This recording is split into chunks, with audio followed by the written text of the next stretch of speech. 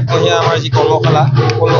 বাদ্যৰ কৰ্মশালা সেই কৰ্মশালা যোৱা 1 জুলাইৰ পৰা আৰম্ভ কৰিছোঁ আৰু আমি 23 জুলাইলৈকে আমি ইয়াতে সমাপ্ত কৰিম একমহীয়া কৰ্মশালাটো। আৰু ইতিমধ্যে আমাৰ উন্মেষ শিল্পী সমাজ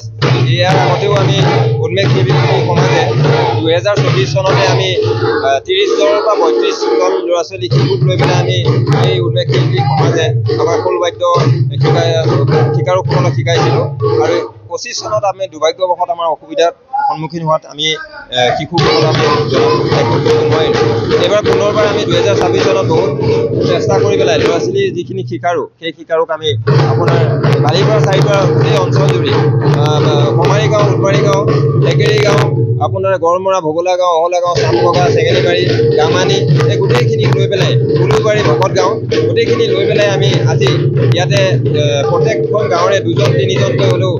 শিকাৰু আহি পেলাই আমাৰ ইয়াত উপস্থিত হৈছে আৰু আমি ইয়াতে তেওঁলোকক লৈ পেলাই আমি আজি আমাৰ যি ইয়াতে যিজন আমাৰ বৰ বায়ন সেই বায়ন হ'ল আমাৰ জোনমণি দাস। এই জোনমণি দাসে তত্বাৱধানত আমাৰ এই শিকাৰুখিনিক আমি শিকাই থকা হৈছে আৰু আমি ভাবিছোঁ অনাগত ভৱিষ্যত আমি এই জেগাতেই আমি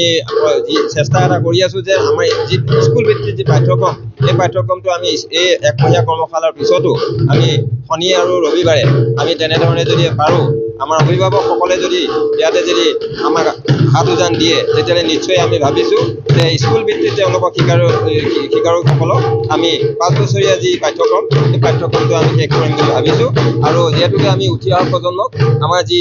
আজি বিশৃংখল যি সমাজ এই বিশৃংখল সমাজখনত যদি আমি আমি যি